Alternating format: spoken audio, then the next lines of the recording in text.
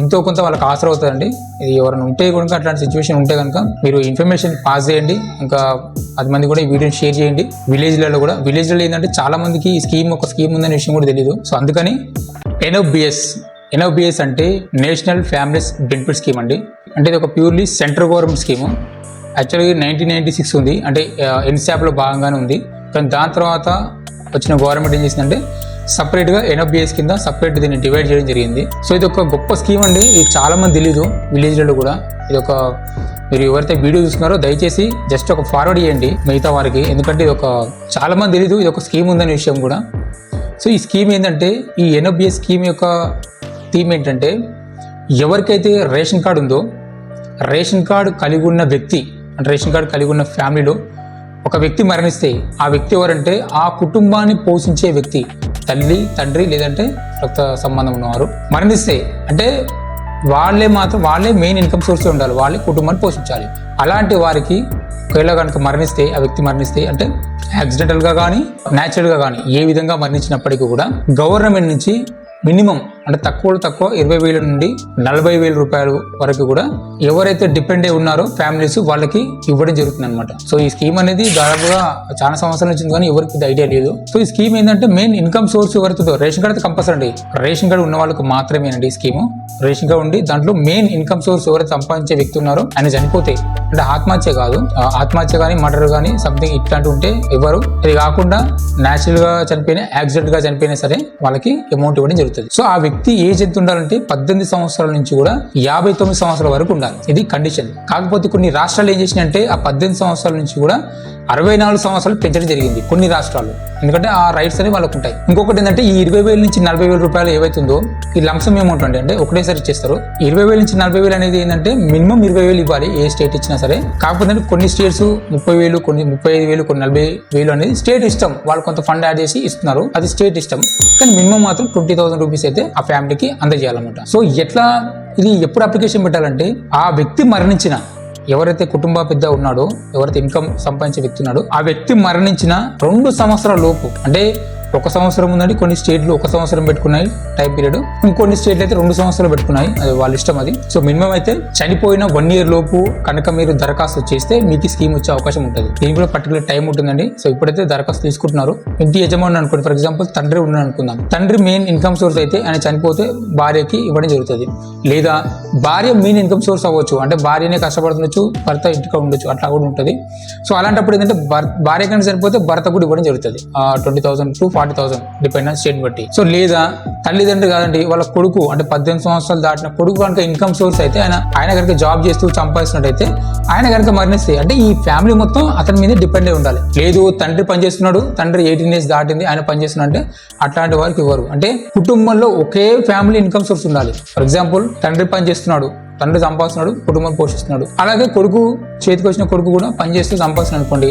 అట్లా ఉన్నప్పుడు ఒకవేళ తండ్రి మరణిస్తే ఆ కుటుంబానికి ఇవ్వరు, ఎందుకంటే ఆల్రెడీ ఒక ఇన్కమ్ సోర్స్ ఉంది కాబట్టి అది ఇవ్వరు, అది కండిషన్ ఉంది. సో ఖచ్చితంగా అయితే ఒకే ఫ్యామిలీలో ఒకే వ్యక్తి సంపాదిస్తూ ఉండాలి, ఆ వ్యక్తి మరణిస్తేనే ఇవ్వడం జరుగుతుంది. సో అట్లా అనమాట. సో ఈ కొన్ని స్టేట్లలో ఈ అప్లికేషన్ అనేది ఆన్లైన్లో పెట్టారు, కొన్ని స్టేట్లలో అయితే ఆఫ్లైన్లో పెట్టారు. ఈ తెలంగాణ ఆంధ్ర సరి వచ్చేసరికి మాత్రం ఆఫ్లైన్లో పెట్టడం జరిగింది. ఆఫ్లైన్లో అంటే ఎక్కడంటే మీ ఎంఆర్ఓ ఆఫీస్లో అండి, మండల్ రెవెన్యూ ఆఫీస్లో మీ ఎంఆర్ఓ గారు మాత్రమే డైరెక్ట్ గా అప్లికేషన్ తీసుకోవడం జరుగుతుంది. ఒకవేళ మీకు అట్లాంటి ఇన్సిడెంట్ కనుక జరిగితే మీరు డైరెక్ట్ గా 1 year లోపలనే ఖచ్చితంగా మీరు డెత్ సర్టిఫికేట్ తీసుకోవాలి. 1 year లోపే, 1 year దాటొద్దు, గుర్తుపెట్టుకోండి. 1 year లోపే కనుక వెళ్ళి మీరు అక్కడ ఎంఆర్ఓ గారిని కలిసి చెప్తే వాళ్ళు ఆ స్కీమ్ కింద మీకు అమౌంట్ శాంక్షన్ చేయడం జరుగుతుంది. ఎవరైతే లబ్ధిదారు ఉన్నాడో వాళ్ళ తర్వాత ఎవరైతే డిపెండెంట్స్ ఉన్నారో వాళ్ళ బ్యాంక్ అకౌంట్ ఇస్తే వాళ్ళ అకౌంట్లోకి ట్రాన్స్ఫర్ చేయడం జరుగుతుంది. ఒక కుటుంబాన్ని పోషించే వ్యక్తి సడన్ గా చనిపోయినప్పుడు కుటుంబాన్ని సెట్ గానికి టైం పడతారు అనమాట. ఇన్కమ్ సోర్స్ అనేది ఉండదు. అది కూడా రేషన్ కార్డు కలిగి ఉన్న వాళ్ళకి రండి, రేషన్ కార్డు లేని వాళ్ళకి కాదు, రేషన్ కార్డు మాత్రం కలిగి ఉండాలి ఖచ్చితంగా. మరి కొన్ని స్టేట్లు ఏం చేస్తాయంటే వేరే స్కీమ్స్ ఇస్తుంటే ఆ స్కీమ్ కు లింక్ పెట్టేసి ఈ స్కీమ్ తీసుకుంటున్నారు కదా ఇంకో స్కీమ్ ఇయ్యము అన్నట్టు అంటున్నారు. మనకున్న ఇన్ఫర్మేషన్ అయితే ఇది ప్యూర్లీ సెంట్రల్ గవర్నమెంట్ స్కీమ్ అండి. ఇది స్టేట్ గవర్నమెంట్ సంబంధించిన స్కీమ్స్ కి లింక్ పెట్టడానికి వీలు లేదు, ఎందుకంటే స్టేట్ గవర్నమెంట్ ఇస్తే ఇవ్వనివ్వండి, కానీ సెంట్రల్ గవర్నమెంట్ స్కీమ్స్ కాబట్టి ఖచ్చితంగా మ్యాండేటరీగా వేరే స్కీమ్స్ కి లింక్ పెట్టకుండా ఇవ్వాల్సిందే. సో ఖచ్చితంగా ఎవరైనా ఉంటే కూడా మీరు మీ చుట్టుపక్కల ఎవరైనా ఉంటే కూడా ఇది ఇన్ఫర్మేషన్ పాస్ చేయండి, ఎందుకంటే చెప్పలేము కదా ఎవరు సిచ్యువేషన్ ఎట్లా ఉండేది తెలియదు, ఏ టైం ఎట్లా ఉండేది తెలియదు, వాళ్ళకి ఎంతో కొంత ఆసరా అవుతుంది అన్నమాట. ఇప్పుడు తెలంగాణ ప్రభుత్వం అయితే 20,000 ఇస్తుంది, ఎందుకంటే సెంట్రల్ గవర్నమెంట్ ఇచ్చిన ఫండ్ కాబట్టి. కొన్ని స్టేట్లు ఏంటంటే కొంత యాడ్ చేసుకొని కొన్ని స్టేట్ 30, కొన్ని స్టేట్లు 40,000 కూడా ఇవ్వడం జరుగుతుంది అన్నమాట. డిపెండ్ ఆన్ స్టేట్స్, వాళ్ళు కొంచెం అమౌంట్ యాడ్ చేసి ఇవ్వడం జరుగుతుంది.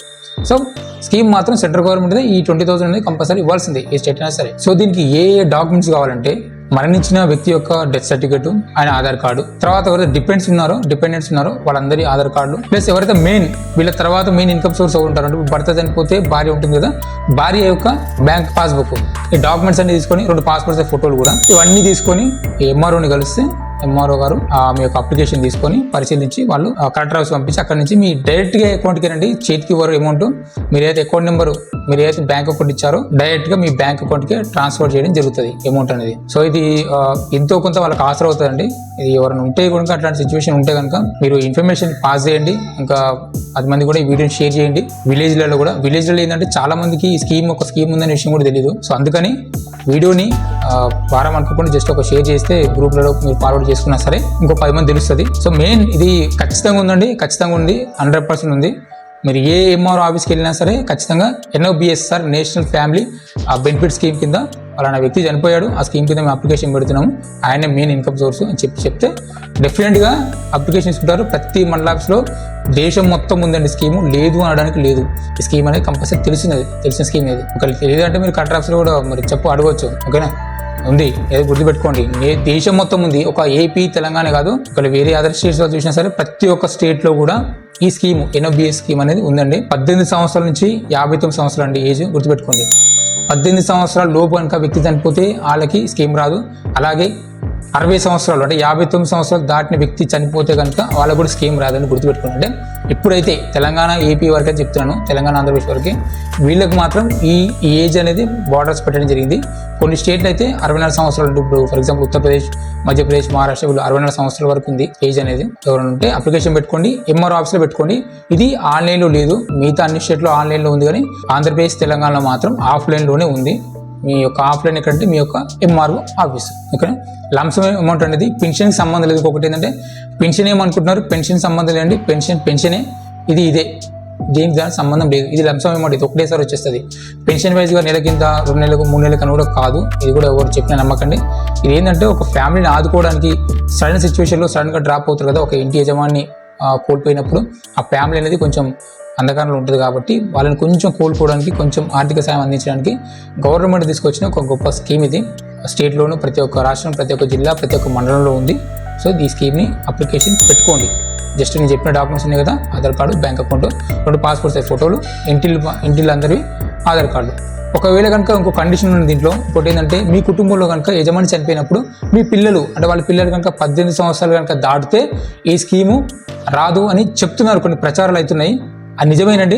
అంటే ఏ బేస్లో నిజమంటే 18 సంవత్సరాలు దాటిన వ్యక్తి కనుక పని చేస్తున్నట్టయితే, అంటే అదర్ ఇన్కమ్ సోర్స్ అయితే కదా, చనిపోయటానికి ఆ వ్యక్తి కూడా ఇన్కమ్ సోర్స్ ఉన్నట్టయితే ఇయ్యరు. కానీ అదే 18 సంవత్సరాలు దాటిన వ్యక్తి కానీ ఎవరైనా సరే పిల్లలు స్టూడెంట్ అయితే మాత్రం ఈ స్కీమ్ వస్తుంది. గుర్తుపెట్టుకోండి, ఎవరైనా 18 సంవత్సరాలు దాటిన మీ మియ్యము స్కీము ఆడని కూడా లేదని గుర్తుపెట్టుకోండి. ఇన్కమ్ సోర్స్ కానప్పుడు ఖచ్చితంగా స్కీమ్ ఇవ్వాల్సిందే, అంటే వేరే ఇన్కమ్ సోర్స్ లేనప్పుడు అయితే గుర్తుపెట్టుకోండి. వీలైనంత వరకు ఈ నా వీడియోని షేర్ చేయండి, నా వీడియోని లైక్ చేయండి. లైక్ చేస్తే ఇంకొంతమంది కూడా యూట్యూబ్ అని రికమెండ్ చేస్తుంది. అలాగే నా ఛానల్ని సబ్స్క్రైబ్ చేయండి. ఇంకా ఏమైనా స్కీమ్స్ ఉంటే కూడా ఇంకా చాలా అవన్నీ కూడా మన ఛానల్లో వస్తుంటాయి. అలాగే మన ఛానల్లో స్టూడెంట్స్ కానీ, జాబ్ సీకర్స్ కానీ, వాళ్ళని ప్రిపేర్ అయ్యే వాళ్ళకి కానీ యూజ్ అయ్యే విధంగా కూడా మన ఛానల్లో స్కీమ్స్ సంబంధించి, అటు నేషనల్ ఇంటర్నేషనల్ ఇష్యూస్ సంబంధించి కూడా వీడియోస్ రావడం జరుగుతుంది. నా ఛానల్ సబ్స్క్రైబ్ చేసుకోండి. ఇంకా ఎంతో కష్టపడి ఇన్ఫర్మేషన్ గ్యాదర్ చేసి ఒకే దగ్గర దాన్ని ఒకే ప్లేస్లో మొత్తం ఇన్ఫర్మేషన్ ఇవ్వడానికి నేను ప్రయత్నిస్తున్నాను. Thank you for watching. జై హింద్.